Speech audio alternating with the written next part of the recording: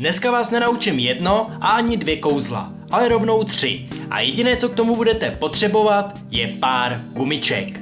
Myslel jsem tyhle gumičky samozřejmě. Čaute, ja som Mišo z YouTubeového channelu Magic Miracles a v tomto videu vás naučím nie jedno, nie dve, ale rovno 3 kúzla s obyčajnou gumičkou. No a najprv vám ukážem prevedenie a potom vám to všetko vysvetlím. Gumičky sú vážne skvelé a všestranné. Dajú sa napríklad takto nosiť na ruke ako nejaký náramok a kedykoľvek nejako potrebujete, tak si ho normálne dajte dole, zagumičkujete si čo potrebujete, ale potom po istom čase tie gumičky majú tendenciu trhať sa, že keď sa už veľmi opotrebujú, tak sa takto roztrhnú, normálne vydávajú ešte aj taký zvuk trhania, že? Ale keď ich dáte do rúk kúzelníkovi, tak on vie spraviť to, že dá tú gumičku opäť dokopy asi nejako takto. Viem, že je to divné alebo zvláštne, ale s gumičkou sa dajú robiť ešte divnejšie veci, ja vám to ukážem. Ale musím ešte raz teda roztrhnúť, ona to zvládne, veď už teraz bola roztrhnutá. Dá sa s gumičkou pokoriť gravitácia. Vážne gravitácia. Pozrite, dám si na ňu ešte takto prsteň. Poriadne ju natiahnem a dám ju takto nie rovno, ale takto do kopca, tým pádom ten prsteň logicky teraz padá dole, lebo je na spodku celého toho stúpania, ale keď sa troška posnažím, vidíte? Ako stúpa ten prsteň hore. Gravitácia hovorí, že by mal ísť nadol, no on ide nahor. Asi ako takto vie gumička pokoriť gravitáciu. To už nebudem potrebovať. No a s gumičkou sa dá robiť ešte zabavnejšia vec a to je, že s ňou môžete na niekoho strieľať, ale skúšali ste už niekedy strieľať na seba? Takto sa strieľa s gumičkou na seba, respektíve do nosa.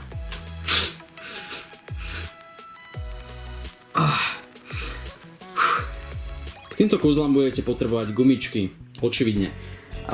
Postačia vám akékoľvek gumičky z miestneho obchodu, ja mám napríklad tieto myslím z Teska a zoberte si z nich nejakých 5 alebo 4, dajte si ich takto na ruku ako náramok a najlepšie by bolo, keby boli v tej istej farbe. Začnete tým, že budete rozprávať o tom, na čo všetko sa dajú využiť gumičky.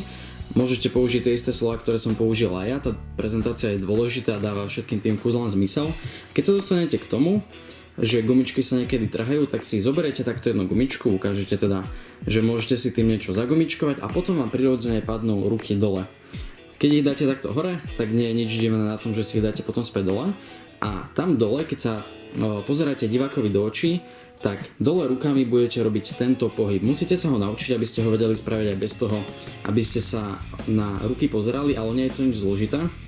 Zoberiete si takto gumičku, držíte ju v týchto prstoch, troška ho natiahnete, zrolujete trochu a teraz ľavou rukou budem tú gumičku pevne držať, z tej mi nemôže ujsť a pravou rukou pôjdem takto dozadu okolo všetkých prstov a zase späť dopredu a chytím si ju zase na tomto mieste, kde držím vlastne začiatok gumičky, takto nakoniec idem až a držím vlastne takto teraz celú túto gumičku a teraz prostredníkom pravej ruky si chytím túto zadnejšiu časť z tejto strany, gumičku chytím a natiahnem a ona teraz vyzerá ako, že je to tá istá gumička, ktorú som dal, keď som dal ruky dole, mal som ju vlastne tiež takto natiahnutú, dal som ruky hore a vyzerá to, že je to presne tá istá gumička, že som s ňou nič nerobil, je natiahnutá, nemôžete ísť k divákovi až príliš blízko, lebo by potom videl, že sú tam dve.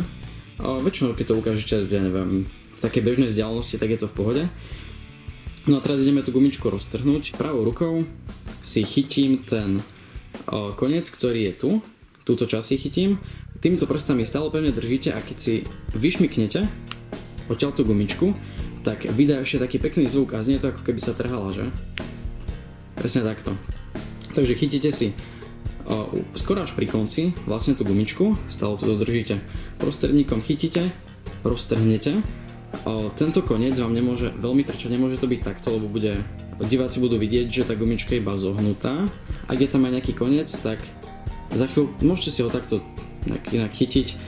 No a ľavou rukou si chytíte gumičku tu Na druhej ruke pustíte prostredník, takže držíte tiež iba palcom a ukazovákom. Takisto maličkom do keľu si chytíte takto gumičku a bude takáto natiahnutá a držíte ju tu za tie konce, aby netrčali, hej? A môžete teda ukázať, že je roztrhnutá. Toto je dosť presvedčivý obraz, že je roztrhnutá. No a potom už iba takto 3-krát spojíte prsty dokopy a na 3-krát pustíte ľavou rukou celú gumičku, takže budete držať iba pravou. Takto. Ľavá ruka pritom spraví takúto stenu z prstov, aby diváci nevedeli, čo sa deje za tými prstami. Gumičku si položíte do ruky, nech sa vám v podstate rozroluje, pretože keby ju len pustíte, tak ona je stále v tom pásiku. Chytíte ju a ukážete, že je celá. Potom pokračujete ďalej k druhému kúzlu, ktoré je už to s tou gravitáciou, čo ide prsteň po gumičke, takže roztrhnete teraz tú gumičku už normálne, takto, a zoberiete si prsteň. Ak nemáte prsteň, tak sa dajú dobre využiť tieto kovové krúžky s kľúčov, stačí si zobrať jeden, môžete ho mať vo vrecku a potom ho vlastne vyťahnete a navlečte ho na gumičku. A teraz tú gumičku si natiahnete takto medzi prstami tak, aby vám nejaká časť zostala takto v ruke. Tu teraz schováte, držíte ju takto prstami, navlečíte tam ten krúžok a gumičku natiahnete s tým, že ten koniec je stále tu. Teraz keď budete v ľavej ruke, pomaly a postupne vlastne púšťať tú gumičku,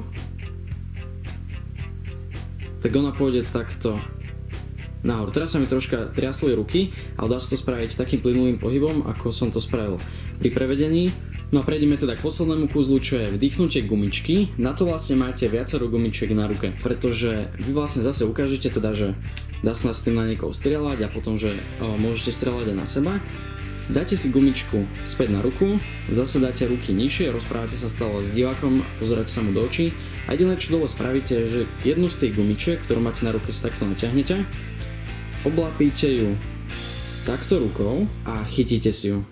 Tu musíte mať dole trocha roztvorenú, toto by bolo divné, keby ju máte takto, takže napríklad môžete tam dať takto ukazovák alebo palcom si to troška pridržať a takto teda ukážete tú gumičku.